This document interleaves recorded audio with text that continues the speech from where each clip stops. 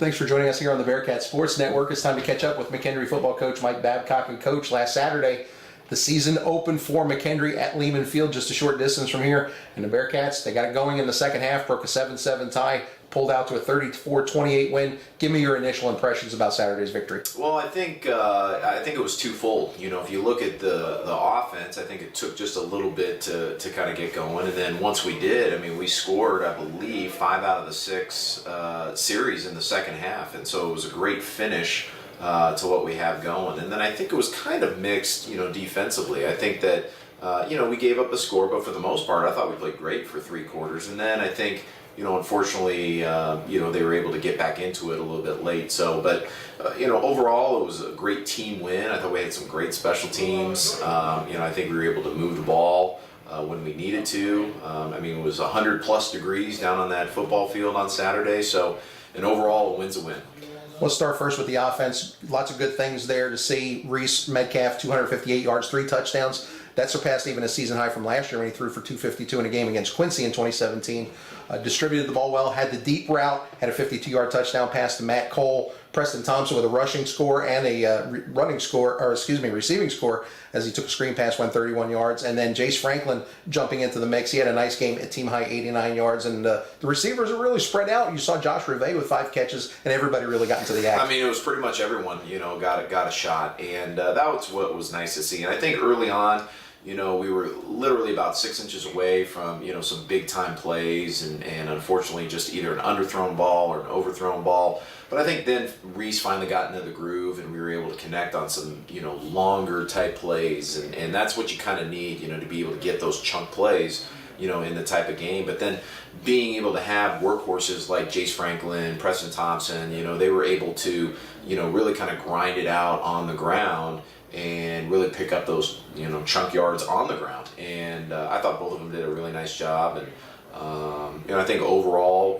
from every single position, I thought we played pretty solid on that side of the ball. We talk about the defense. You look at Blake Benoist, the conference player of the week this past week, a career high 11 tackles, had a big interception late in the ball game that set up McKendree's final field goal. Good to see Rico Gibson back in the mix with 7 tackles on Saturday. And younger guys stepping up like Justian Kimmons, who had a sack late in the ball game for the Bearcats. And then a guy like Brandon Purnell, his first career start, 6 solo tackles for McKendree. Yeah, absolutely. I think that, the older guys, the guys that had been around, a guy like Blake, I think he played a great game. I think that, they were flying around, and then, the younger guys kind of getting their first start, and especially in the weather conditions that they were in, the type of offense that Northern Michigan was running. I thought Northern Michigan came out and did a very nice job against us, and for the most part, I thought we were able to kind of handle our business and get it going for about 3 quarters. It kind of dialed off towards the end, but even at the end, like you said, Justian Kimmons coming up with a big sack late in the game. Blake Benoist kind of getting the interception to kind of put the game out of reach. Those were kind of big plays, and we need more of those type of plays as we continue on. Special teams even got into the act. Josh Lazaro, 2 field goals, medium distance for him. Monty Wolke, he was conference special teams player of the week with a 45.5-yard average, 2 punts over 50 yards, boomed a 58-yarder that pinned the Northern Michigan back. And then the return game, you had a couple of new guys back there. Josh Lovings did a pretty good job. Kyle Harris with a big return that set up a score. And then Blake Benoist on punt returns as well. Absolutely. I think the big thing was punt. I think Monty Wolke did a fantastic job and really changing field position. But not only Monty, but our cover guys as well. They really didn't have the opportunity to set up a big return. Even when they did catch it, our guys were down there to be able to tackle him and rally around it and go. So that was, I think, a big help on our 4 punts that we had in the game. Anytime a kicker can go out and go 2 for 2 on field goals, it is a win. Those are points. And, I thought Josh played a nice game and being able to do that. Had a new long snapper in there on Saturday, and Bennett Richter. And so just being able to handle the snaps from both punt and field goal, I thought Bennett did a nice job.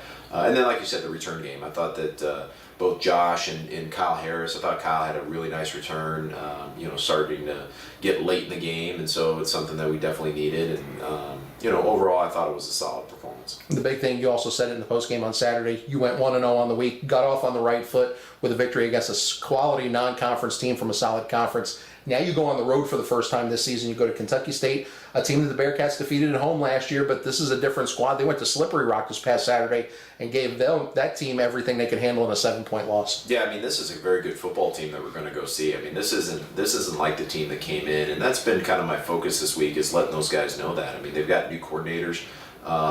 Being able to, they're running, some new stuff. They're playing with a lot of confidence. I mean, that's the one thing that you see watching that Slippery Rock game, is both defensively and offensively, they are all over the place.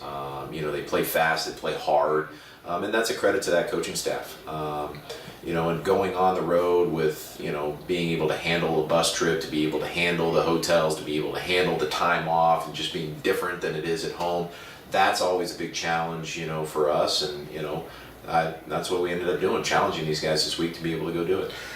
Talk about them offensively. I know they have a dual threat quarterback in Jules St. G, and they've also got a nice, solid tailback that both ran for over 100 yards last week.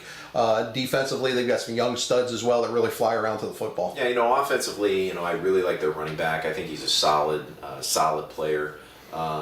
He's the type of guy. I mean, there's a play that early in the game that there's two guys literally tackling him to the ground on a third down, and he just gets up and runs another 75 yards for a touchdown. He's very slippery. He's very elusive. I think he's a very good running back. A lot like what we just saw this last week. I think he might even be a little bit better. When you talk about their quarterback, that dual threat, I mean, he threw for over 80%. This last week, and yet still was able to run, over 150 yards on the ground, running the zone read and being able to run in for touchdowns. So I think they're very good offensively. I think those two guys right there can really make a difference in a game. Defensively, I think they've got a lot of guys that play hard, play fast. I like this linebacker core. It's probably one of the best linebacker cores we'll see. They fly to the ball and they have fun doing it. I mean, they're diving over piles or whatever, trying to get to the ball. They're running fast. They're stripping it out. Slippery Rock's going in for a touchdown. They strip it out, march it all the way back to the 80-yard line before they get stopped. So, I mean, this is a team that was up on Slippery Rock 28-7, right before half. So, I mean, this is a good ball club that we're going into play. So, this is not a slouch type of game for us, and so hopefully the guys will respond in kind. And obviously a little different routine for the Bearcats. You had the 3 weeks of preseason practice, first game of the season at home. Now you go on the road. The squad gets a little bit smaller for travel purposes, but now you've got to get into the habit of getting on that bus, making the trip, and getting prepared for Saturday. Yeah, and that's the big thing. And I think the older guys, the guys that have been around, I think they understand, what to expect. It's really those first-year guys. Even the guys that are technically redshirt freshmen, not a lot of them have gotten on a bus ride. So again, being able to handle the distractions of being on a bus for 4 to 5 hours, and this is a fairly short trip. So where do you eat? The hotel? How do you sleep? Who's my roommate? I'm not in the same bed that I was in when I'm usually staying at home. So just all those kind of distractions, that's been kind of the big theme this week, especially for a first road game. Coach, thanks for joining us. Good luck on Saturday. I appreciate it. Don't forget, we'll have the McKendree Kentucky State game live on the Bearcat Sports Network. It is a 4 o'clock Eastern, 3 o'clock Central kick. We'll be on the air with the pregame show at 3:45 Eastern, 2:45 Central on govcsn.com/McKendree.